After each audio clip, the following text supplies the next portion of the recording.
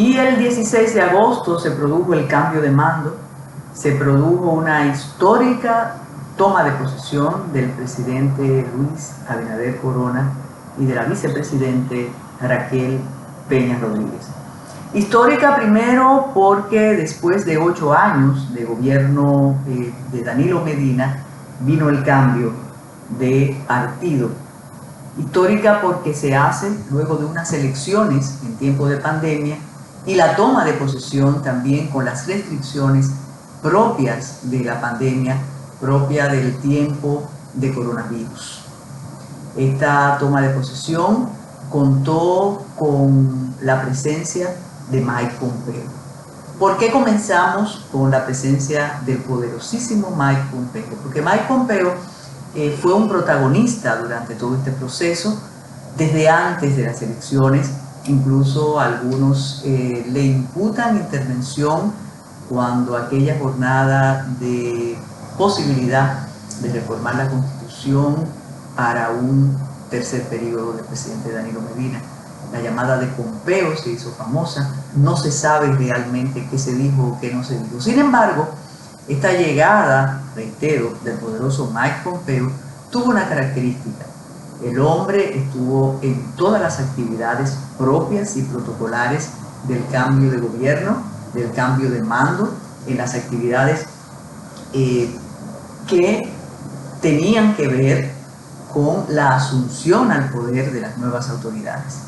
Pero después de estar hasta en el Te Deum, claro, con un traje oscuro, no supimos por qué, quizás no sabía cuál era el protocolo dominicano para esas actividades, pues después de haber estado hasta en el Te Deum, haber estado en el almuerzo, el presidente Mike Pompeo también se reunió con el expresidente Danilo Medina Sánchez. Esta reunión, algunos expertos en diplomacia dicen que sirvió para ratificar las buenas relaciones que tiene Estados Unidos con nosotros, para limar asperezas posiblemente después de aquello de China y de todo eso que en algún programa especial después comentaremos, porque este programa es dedicado al 16 de agosto, al cambio de gobierno, al discurso del presidente Luis Abinader.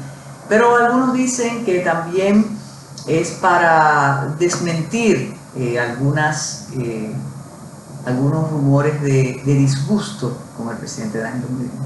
El hombre vino, el hombre estuvo y se reunió con el presidente saliente y con el que hoy ya es el presidente de todos los dominicanos y de todas las dominicanas. Ahí vemos cómo llegó, todo el protocolo, toda la fuerza que esas imágenes transmiten.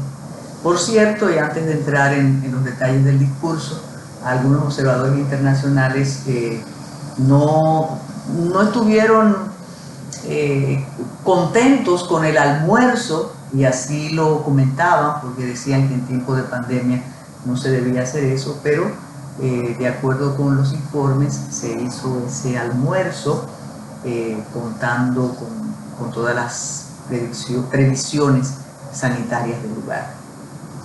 El discurso del presidente Luis Abinader ha sido bien acogido por todos los sectores de la República Dominicana.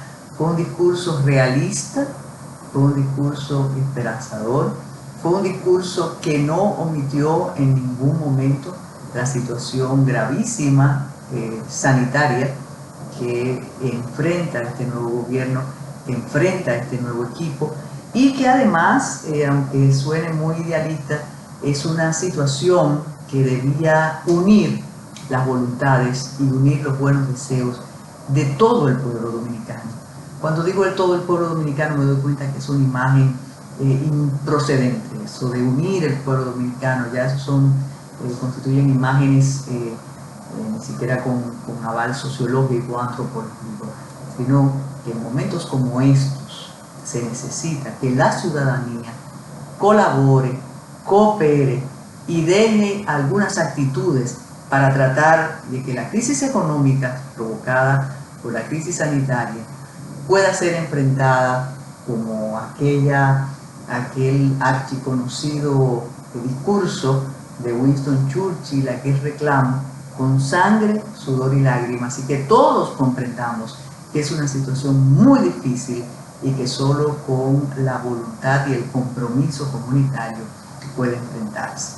Vamos a ver algunos de los fragmentos más importantes del discurso de Luis Abinader, su primer discurso a la nación, el primer discurso ante la asamblea, un discurso que tuvo además aplausos, que tuvo además, reitero, comentarios en el momento muy positivo. Después del discurso y de los segmentos que vamos a compartir con ustedes, el presidente comenzó la juramentación de los funcionarios que desde hace un tiempo, a través de sus cuentas de tweets, había tuiteado lo que le llaman los tuit decretos, pero ratificó todo aquello que había sido, todos aquellos que habían sido comentados y divulgados previo al 16 de agosto. Pero el momento estelar realmente fue el de la juramentación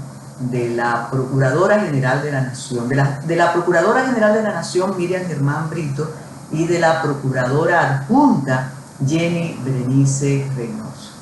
En el momento de la juramentación, el presidente Luis Abinader le dijo al país y le dijo a ellas que actuaban y que iban a actuar con absoluta independencia. La designación de la magistrada Miriam Germán Brito, una magistrada que tiene una carrera judicial quizás una de las más dilatadas y comprometidas de la República Dominicana por más de 40 años, desde fiscalizadora hasta llegar a la Suprema Corte de Justicia y ahora a la Procuraduría General de la Nación. Fue una demanda de sectores de la sociedad civil, fue una demanda, casi una condición de apoyo para garantizar la independencia. Algunos sectores dicen que en la medida que la sociedad civil la reclamaba, ya perdía la independencia frente a esos sectores. Pero sin duda la trayectoria de la magistrada indica que a pesar de los últimos días de activismo social, de activismo cívico que tuvo, incluso se recuerda su presencia frente a la Junta Central Electoral y acompañando a algunos periodistas en unos reclamos en el Palacio de Justicia, pero su trayectoria indica que ella es una persona que actúa conforme a sus designios y conforme a la ley. De la magistrada Jenny Berenice Reynoso aunque tiene una historia no tan intensa y extensa en la vida pública porque es más joven, pero el consenso es de responsabilidad, de idoneidad y de capacidad. Entonces, las advertencias de la magistrada fueron contundentes, dijo que no iba a actuar con rencores ni se iba a cobrar cuentas pendientes desde el momento que asumió sus funciones. Vamos a compartir ahora algunos segmentos importantes del discurso del presidente de la República, Luis Abinader Corona. Regresamos después.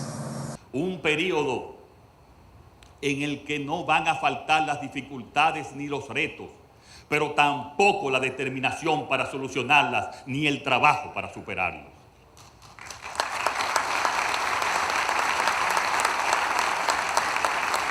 Los murales de Crociet que ahora podemos contemplar nos muestran enseñanzas de libertad, de justicia, del valor de la ley, de la patria y de la fe.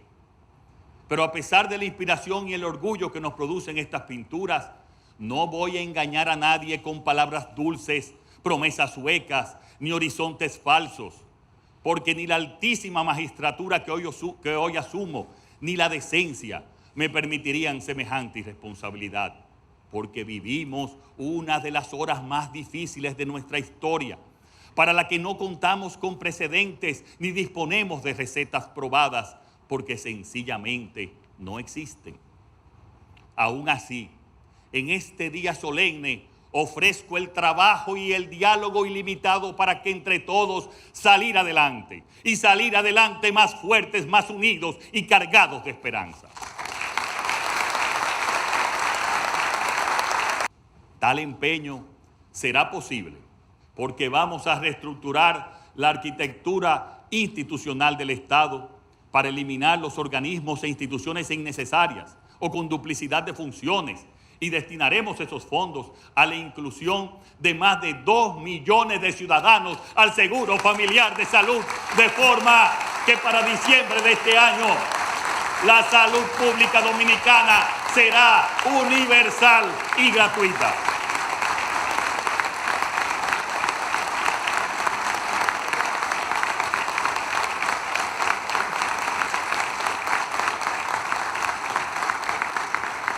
Asambleístas, una democracia de calidad a las puertas de la tercera década del siglo XXI requiere una rendición de cuentas vertical. Esto supone un sistema de frenos y contrapesos entre los poderes del Estado para que ninguno prevalezca sobre otro. El gobierno debe estar sometido a una fiscalización ciudadana transparente y permanente. Eso también es democracia. Y no solo la emisión puntual de la expresión ciudadana que representa el depositar una boleta en una urna cada 4 años. Un reconocimiento pleno de los derechos fundamentales de la ciudadanía exige también la existencia de un régimen justo de consecuencias para aquellos que violen la ley, sin ningún tipo de privilegio o impunidad, y de una distribución socialmente equitativa de los frutos del crecimiento económico y de la riqueza nacional. Y hoy aquí les digo que nuestra democracia ha sido dañada. Y en este punto quiero ser muy preciso, claro y contundente. En el gobierno que iniciamos hoy, no se permitirá bajo ningún concepto que la corrupción del pasado quede impune. El que robó dinero del pueblo tiene necesariamente que pagar en la justicia sus actos.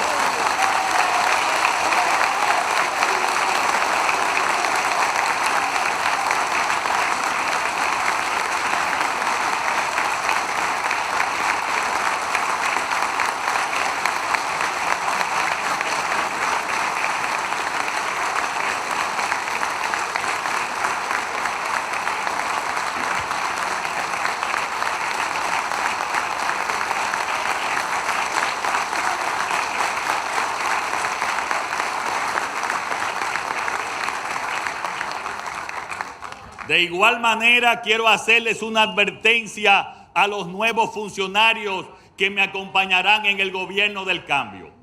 No voy a tolerar ningún acto de indelicadeza y mucho menos de corrupción en mi gobierno. El funcionario que se equivoque con el dinero del pueblo será inmediatamente destituido y puesto a la disposición de la justicia.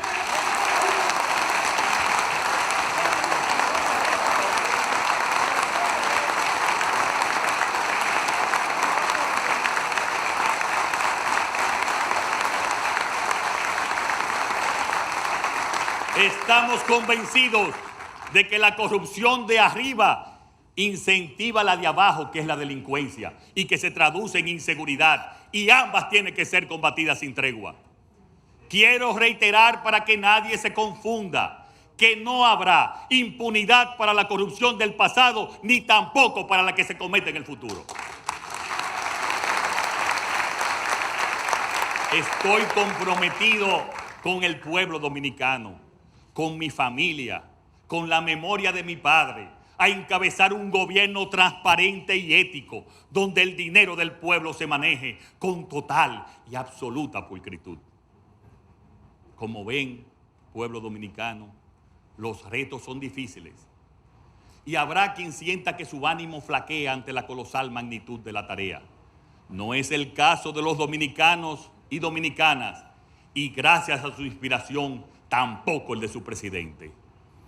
Aunque los recursos materiales son siempre limitados, las capacidades de las que depende el éxito, la creatividad, la persistencia, la disciplina, la solidaridad, el valor y la fe son infinitas y constituyen el mejor patrimonio que tiene este país.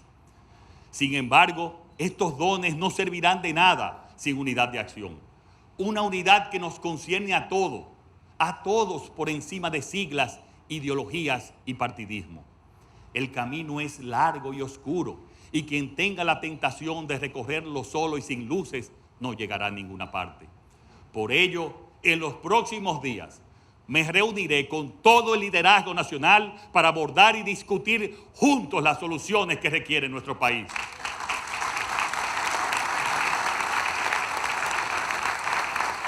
La emergencia sanitaria y sus tremendas consecuencias en el tejido económico y social nos exigen estar a la altura de las circunstancias como pocas veces ha ocurrido en la historia de nuestra nación. Tenemos un examen con la historia y con las próximas generaciones que nos pedirán cuentas de nuestras acciones. Hemos de mostrar al mundo lo que somos capaces de hacer unidos en nuestra diversidad y fuertes en nuestra lucha. Con ese ánimo, con ese mismo ánimo que he descrito hoy, asumo esta investidura como presidente de todos los dominicanos y dominicanas, como su primer servidor y con el compromiso de que este gobierno sea recordado como el que comenzó un nuevo tiempo de cambio, de unidad y de verdadero desarrollo económico y social.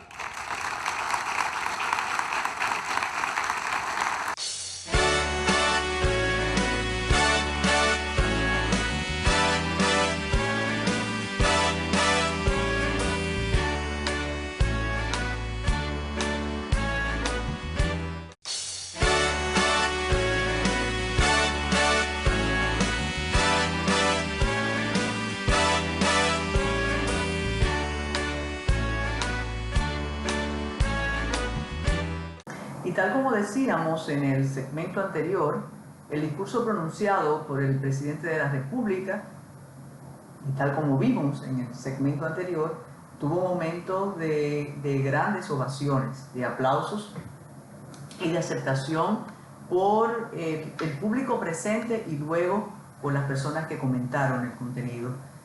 Fue enfático cuando habló de la corrupción. Dijo que no iba a tolerar la corrupción en su gobierno. Dijo también que iba a enfrentar la corrupción del pasado. Esto, habida cuenta, con la designación que comentábamos en el segmento anterior de la Procuradora General de la República y la Procuradora Adjunta, y dándole carta blanca para que apliquen las leyes, no va a inmiscuirse en esas diligencias judiciales, procesales y del Ministerio Público. Algunos sectores comenzaron a exigir de inmediato cabezas y la magistrada Germán dijo contundente: todavía no he llegado al despacho, debo hacer las investigaciones pertinentes y las indagaciones correspondientes. Él, en la entrega del procurador Jean Alain Rodríguez a la entrante, fue una entrega que me imagino posiblemente tuvo rasgo de tensión sin dudas, pero conforme a las imágenes que se ven fue un cambio civilizado. Ahí está la entrega de los documentos y ahora le queda a la magistrada y a su equipo indagar, sopesar, investigar y naturalmente actuar conforme al mandato presidencial, que en este caso fue de absoluta libertad.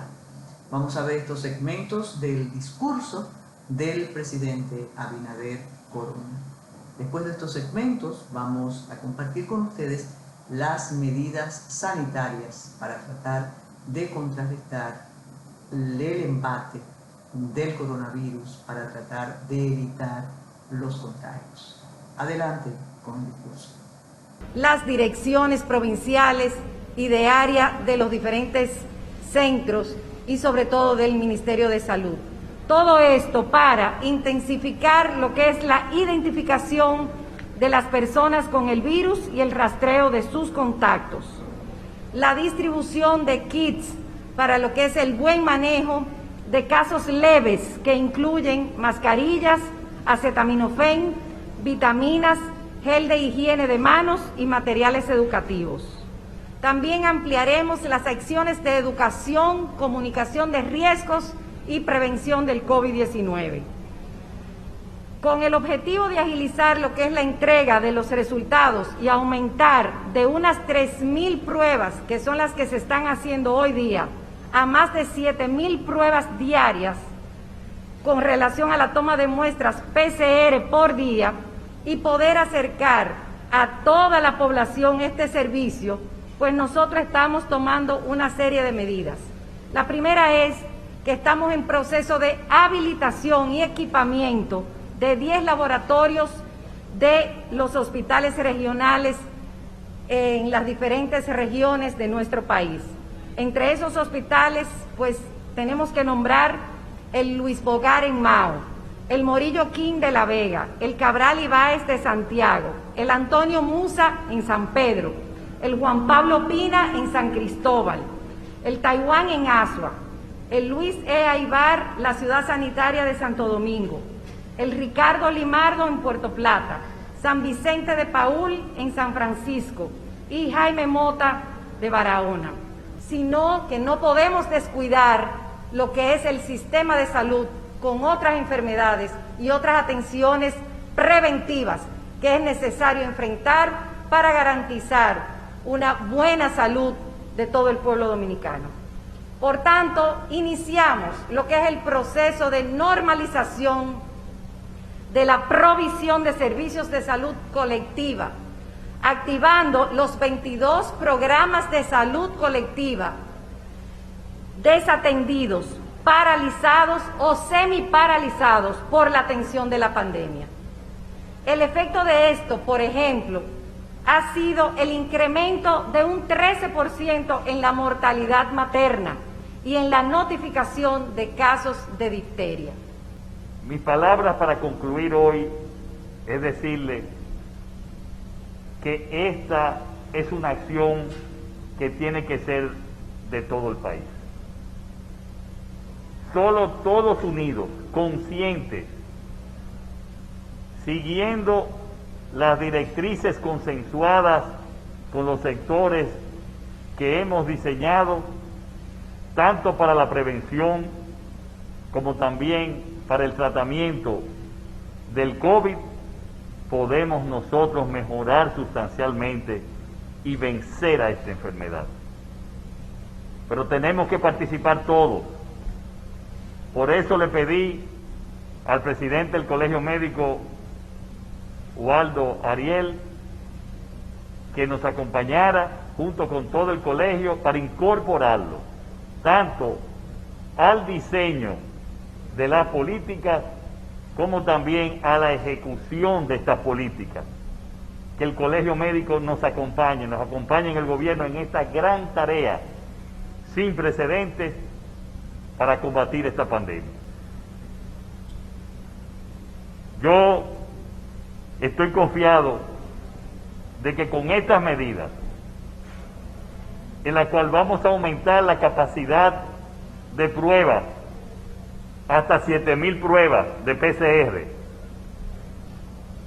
Vamos también, como lo habíamos anunciado y ya está en proceso, toda la planificación para que todos los dominicanos a diciembre tengan su seguro familiar de salud, y los que lleguen con COVID a los hospitales públicos inmediatamente se los vamos a entregar para que tengan mucho más facilidades de atención. Vamos a incorporar 1,000 médicos que estaban desempleados, entrenados para atender esta pandemia. Y si todo el país, si todos nos acompañan, les puedo garantizar que vamos a vencer el COVID y que la salud va a cambiar para siempre. Por eso concluyo diciendo, le pido al país que nos acompañen todos unidos en esta gran tarea, que es una tarea patriótica, que es un objetivo patriótico. Y por eso ese requerimiento de que todos nos acompañen, olvidándonos de las diferencias políticas o de criterios, y que trabajemos hoy por la República Dominicana. Muchísimas gracias.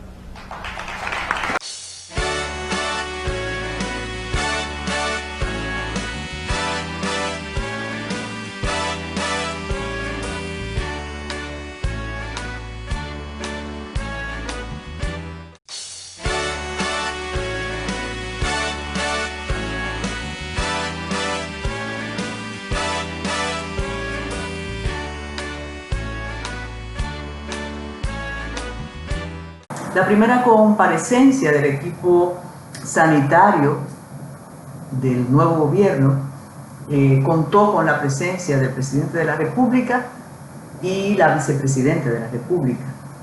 Fue la vicepresidenta que comenzó la exposición, comenzó a detallar las nuevas disposiciones y luego el presidente hizo la exhortación correspondiente. A una parte de la ciudadanía le interesaba sobremanera el asunto del toque de queda, pues el toque de queda se mantiene y se mantiene hasta septiembre, con la agravante o la posibilidad de que sea más severo. Y digo esto porque muchos pensaron que esas restricciones, que además ocurrieron en un momento realmente comprometedor, porque fue un momento de campaña, fue un momento del anterior gobierno, esas medidas tenían otro interés más allá del interés sanitario. Sin embargo, los especialistas dicen que flexibles hemos sido con esas medidas. Y Waldo Ariel Suero, el pugnaz encargado del Colegio Médico Dominicano, que además no ha negado su complacencia y su adhesión con el presidente y con el nuevo gobierno, dijo que él espera medidas más drásticas. Si nos llevamos de lo que está ocurriendo en Puerto Rico, por ejemplo, en Puerto Rico, que los casos no se comparan con los nuestros, no solo porque la población es más pequeña, sino porque han tenido éxito relativo con las medidas, con las decisiones tomadas, pero a partir de esta semana en Puerto Rico los días domingos van a ser días de absoluto cierre, de absoluta exclusión. Nadie va a salir de absoluto encierro. Entonces lo que se augura es que de alguna manera aquí pase eso. No en el país completo, sino en determinados sectores, obedeciendo a los niveles de contagio en esos determinados sectores. Pues vamos a ver las medidas. Primero, son medidas que son la extensión de las que estaban vigentes, pero además de una confirmación del contenido, la extensión de la misma, como el anuncio de que 2 millones de dominicanos estaremos o tendrán acceso al Seguro Nacional de Salud. Pues el presidente extendió mediante decreto los programas de ayuda FASE, Quédate en Casa y Partir. Lo ha extendido o los ha extendido nada más y nada menos que hasta diciembre de este año. En el decreto expedido por el presidente de la República, en el artículo 2, se autoriza al Ministerio de Hacienda a realizar los pagos correspondientes a estos programas que llevan ayuda a la población para sobrevivir a la crisis que genera la pandemia del COVID-19. Asimismo, en el decreto se instruye a la Dirección General de Presupuesto a que lleve un registro separado de los gastos que se incurran en esos proyectos a fin de que posteriormente puedan regularizarse en el presupuesto conforme a la normativa vigente. Esto es, sin dudas, es una tranquilidad para los sectores menos favorecidos de la vida nacional, pero también, sin dudas, esa es una situación gravosa para las cargas públicas, para el presupuesto, para los planes que cualquier gobierno haya ideado y pretenda realizar, porque estas medidas de alguna manera disminuyen las arcas públicas, disminuyen el presupuesto nacional, sobre todo en una situación donde el turismo está prácticamente nulo y las recaudaciones son escasísimas. Pero reiteramos estas medidas tranquilizan a la población. En la rueda de prensa que ofreció la vicepresidente de la República, se explica también que las pruebas se multiplicarán y que hay un mayor número de laboratorios nacionales que estarán dispuestos y en condiciones de realizar las pruebas. Y eso también es positivo porque permitirá establecer la relación de contagios, la relación de recuperación y algo fundamental, la letalidad presente en la República Dominicana. Vamos a hacer una pausa para regresar con Ready para Exportar con Dayana Mora Rames.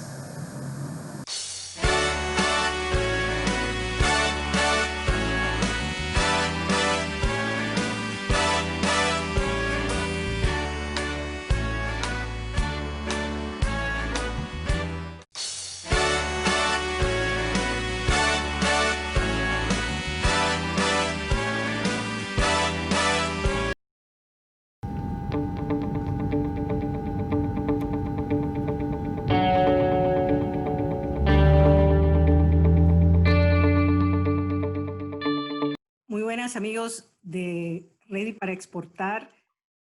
Hemos estado cubriendo durante mucho tiempo el tema de la pandemia y qué las pymes pueden hacer, pero también hemos hablado mucho del tema de las pymes dirigidas por mujeres como uno de los grupos vulnerables que ha sido más afectado por la pandemia. Tenemos a una voz muy autorizada a hablar del tema. Tenemos a Josefina Stubb, dominicana, que ha trabajado muchísimos años en el área de desarrollo. Por más de 10 años trabajó en el Banco Mundial, donde fue jefa del sector social, rural y de medio ambiente para Centroamérica, directora regional para toda la América Latina y el Caribe del FIDA, del Fondo Internacional para el Desarrollo de la Agricultura, vicepresidenta asociada de Estrategia y Gestión de Conocimiento, candidata a la presidencia del FIDA. Actualmente tiene una posición dirigencial en el Enel, que es la empresa líder de energía renovable en Italia y en España, con mucha experiencia en toda nuestra región. Josefina Stubb, bienvenida a Ready para... Gracias. Muchas gracias, Dayana. Estoy muy contenta de estar acá porque yo digo que estoy viviendo la pandemia muchas veces. La vivimos en Italia y vimos cómo se desarrolló y veo cómo está evolucionando en América Latina.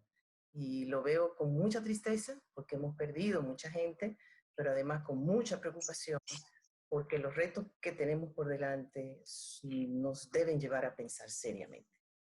Sí, y una de las razones por la que hablamos de tener esta entrevista es porque te vi conversar en un panel mundial sobre este tema y sobre las cifras que nos hablan de cómo ha devastado esta pandemia a América Latina y al Caribe. ¿Nos puedes hablar un poquito de cómo es ese panorama? Sí, bueno, todavía la pandemia está en desarrollo, de manera tal que cualquier número que nosotros podamos dar al día de hoy, algunos de ellos incompletos además, ¿okay? No son números definitivos, pero lo que nosotros estamos mirando está bastante alarmante, yo debo decir. América Latina tiene en este momento 5.4 millones de casos comprobados con test, y tenemos 210.000 muertos en la región. Eso es una cifra realmente que nos debe poner a todos muy tristes, pero bueno, dentro de eso inclusive tienes países donde la pandemia está atacando de manera particularmente fuerte, como en los casos de Brasil, México, donde solamente entre México y Brasil, hasta el día de hoy veo que las estadísticas nos hablan de 152.000 muertos en solo esos dos países.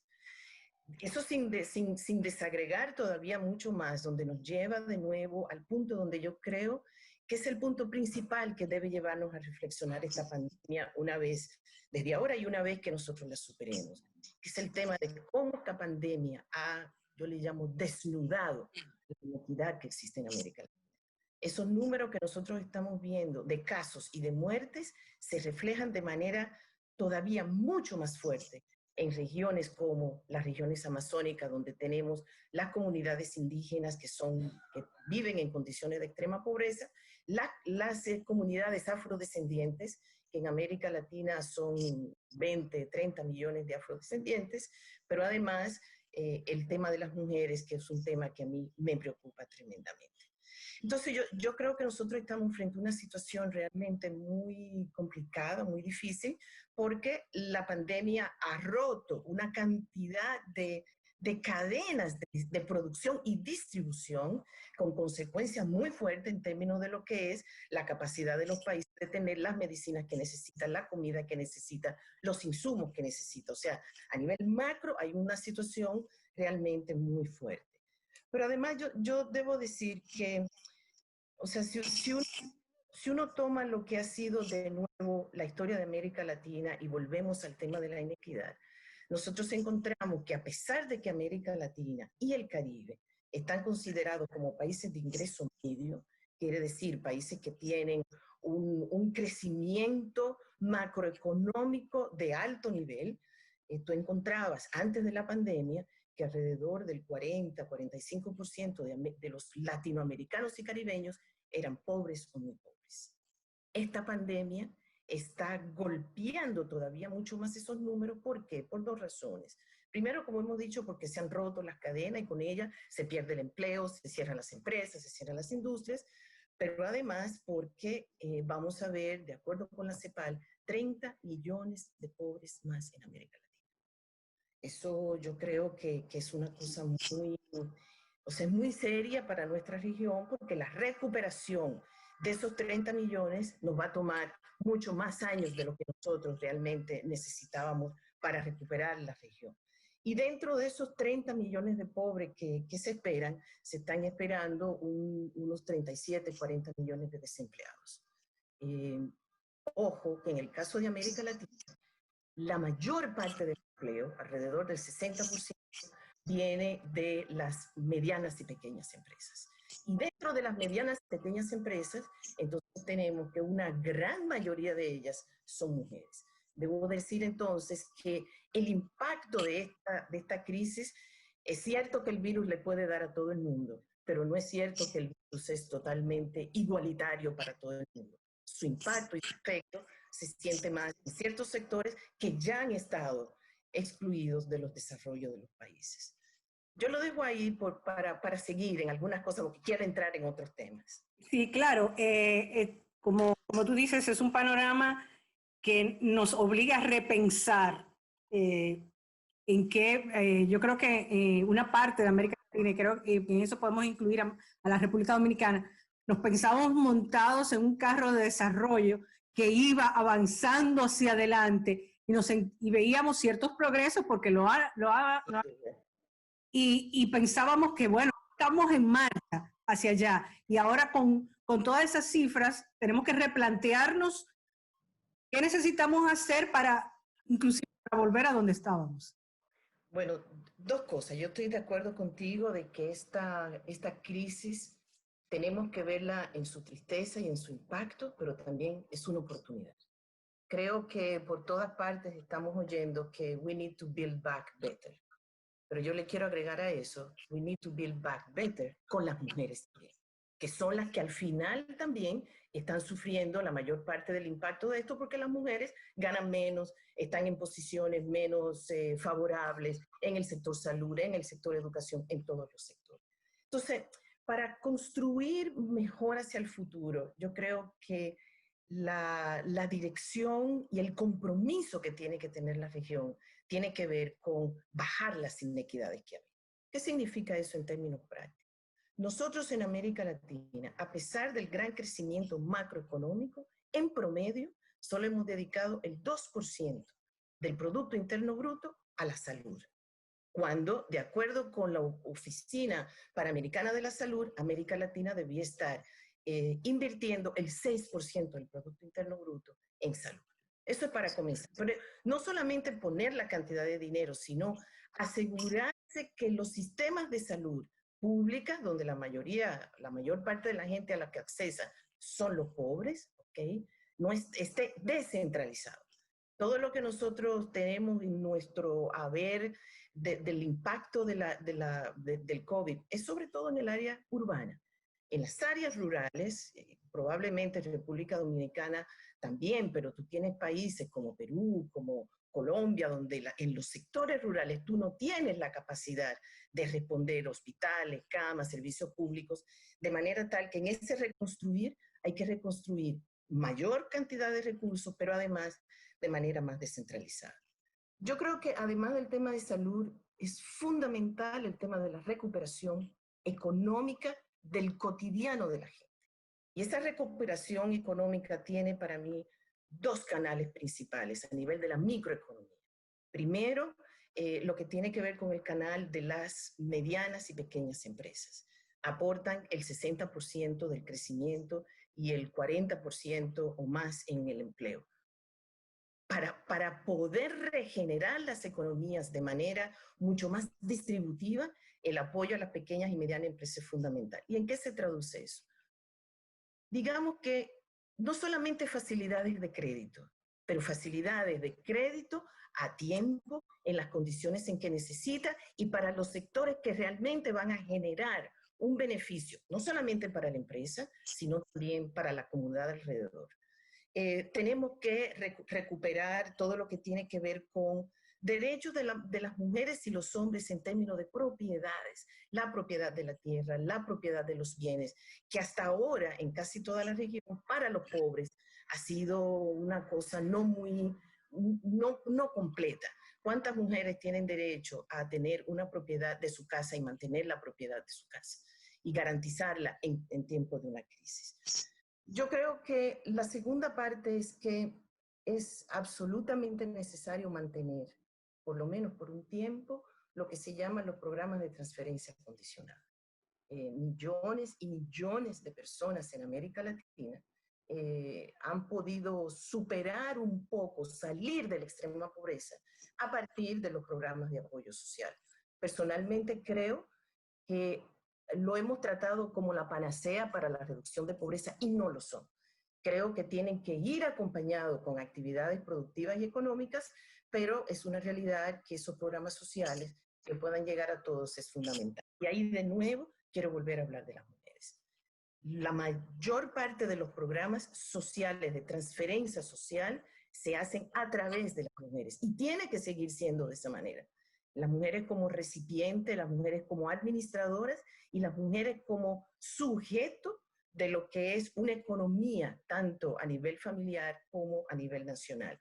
Entonces, creo que su programa hay que mantenerlo, enfocarlo mejor, despolitizarlos y asegurar que las mujeres juegan un papel fundamental acá. Creo que hay sectores que son absolutamente esenciales, sobre todo para la región del Caribe. Creo que para todo el mundo es una verdad que a pesar de que la CEPAL nos ha dicho que el crecimiento en el Caribe va a ser cero, creo que sabemos que por la dependencia a sectores que están fuera de nuestro control, como el caso del sector turístico, el Caribe está ya sufriendo un impacto muy fuerte.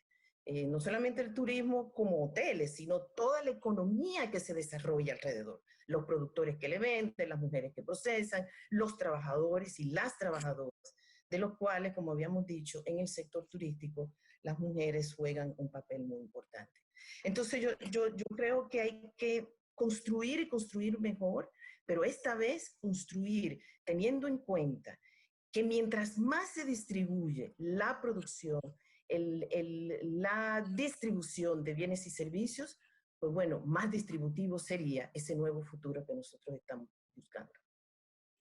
Y también hay organismos internacionales, y en eso incluyo también a la CEPAL, que hablan de que, aparte de construir en equidad, también el tema de la sostenibilidad, de pensar cómo lo hacemos, también innovando y trayendo nuevos sectores. O sea, no es solamente recuperar esas MIPYMES de los sectores que ya existían, como el turismo, que obviamente es un tema que no depende 100% de nosotros o de cada país individual, sino que es la suma del esfuerzo de todos. pero también atraer esos nuevos, y apoyar en esos nuevos sectores de la economía que garanticen la sostenibilidad. Exacto. Bueno, qué bueno que me preguntas eso, Tai. Porque si vamos a construir mejor hacia el futuro, no podemos construir igual que lo hemos hecho hasta ahora. Creo que para el caso del Caribe no es posible continuar con un desarrollo turístico barato, masivo y depredador del medio ambiente.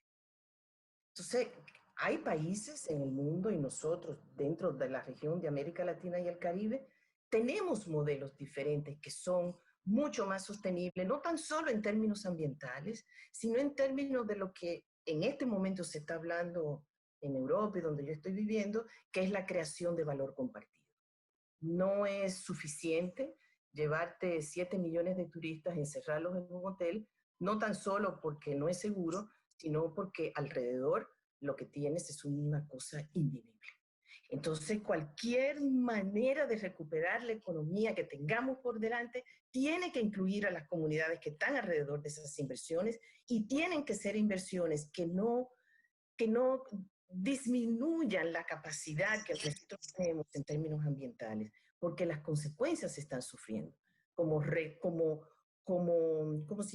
resultado mal manejo ambiental y de la expansión de ciertos programas. Tenemos todos los temas de cambio climático, todo el tema de los problemas de agua, todo el tema de los recursos marinos que nosotros estamos dilapidando. O sea, hay que construir mejor, pero hay que construir además diferente. La Zapal también hablaba del tema de que veía mucha regionalización y uno ve lo que está pasando en países como Estados Unidos y esa ola proteccionista. ¿Tú también compartes esa opinión de que necesitamos mirar hacia la región para buscar los recursos para salir de la crisis? ¿O tú crees que hay mecanismos y aliados que debemos buscar más allá? Yo creo que tenemos que hacer las dos cosas. ¿Okay? Hasta cierto punto siento que nosotros en la región de América Latina y el Caribe no nos hemos integrado suficiente en términos de comercio, en términos de crear y compartir tecnologías, en términos de crear y compartir conocimientos, pero sobre todo en términos de mirar los modelos y las formas en que los países están abordando. Entonces siento que hay un trabajo a nivel regional que hay que hacer no tan solo en términos de somos América Latina, pero bueno, que tenemos en América Latina que podemos explotar en buen sentido de la palabra para ayudarnos a recuperar. Ahora, América Latina y el Caribe no puede desarrollar un modelo de futuro desconectado de las dinámicas a nivel global. Entonces, bueno, creo que sin embargo, a pesar de las dificultades, hay luces que nos están indicando que las cosas van mejor. Desde la posición en que estoy trabajando con la Comisión Europea. La Comisión Europea, bajo el nuevo liderazgo, se ha dado un nuevo plan que se llama el Green Deal, ¿verdad? Y dentro de ese Green Deal, un compromiso real para que todo lo que son los procesos de desarrollo, inversión para el desarrollo, sean ambientalmente sostenibles y socialmente sostenibles. Creo que la región debe colaborar con esa nueva manera de ver las cosas para tener recursos de inversión, pero además para ayudarle a la región a hacer el tránsito de ese nuevo modelo de hacer las cosas. Creo que hay que esperar un poco también. Siento que estos meses que tenemos por delante, antes del final de año, hay muchas decisiones globales importantes que podrían marcar la dirección del futuro global. En parte me refiero a las elecciones de Estados Unidos, la misma pandemia en América Latina. O sea, creo que hay que esperar un poquito a ver qué va a pasar. Hay luces que nos van diciendo que muchos ya tienen en su cabeza que hay que hacer las cosas de manera diferente.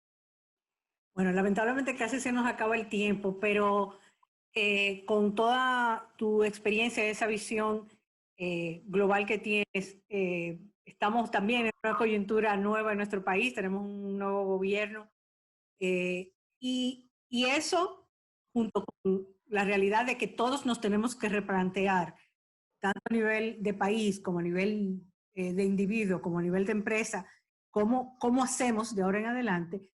¿Cuáles serían esas 2 o 3 cosas que tú sé que has dicho a lo largo de la entrevista, pero vamos a resumirlo, esas 2 o 3 elementos claves que tenemos con los que tenemos que abanderarnos para el futuro.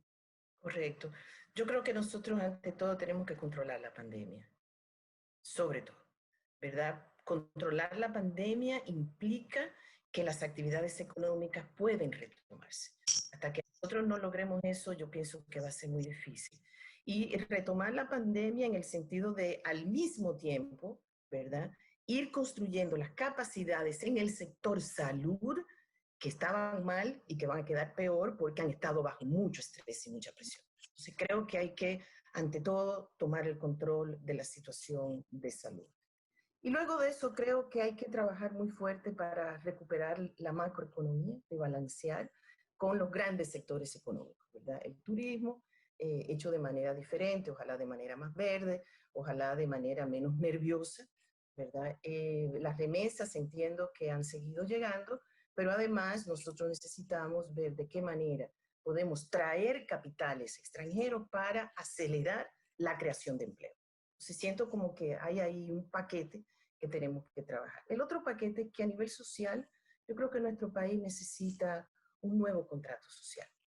Un nuevo contrato social donde las organizaciones de la sociedad civil, junto con las autoridades locales, puedan planificar a nivel de los territorios las actividades económicas y sociales que habría que desarrollar para poder impulsar la economía a nivel de territorio, que obviamente traerá beneficios a nivel de país.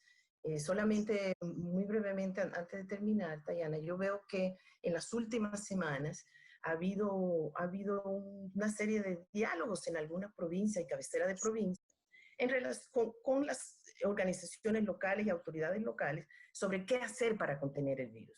Siento que esos son laboratorios de experimento que habría que, ¿cómo se llama?, escalar para entonces decidir y ver, ok, ¿qué vamos a hacer ahora con la economía una vez que abrimos este lugar? Entonces siento que, de nuevo, cada crisis es una oportunidad.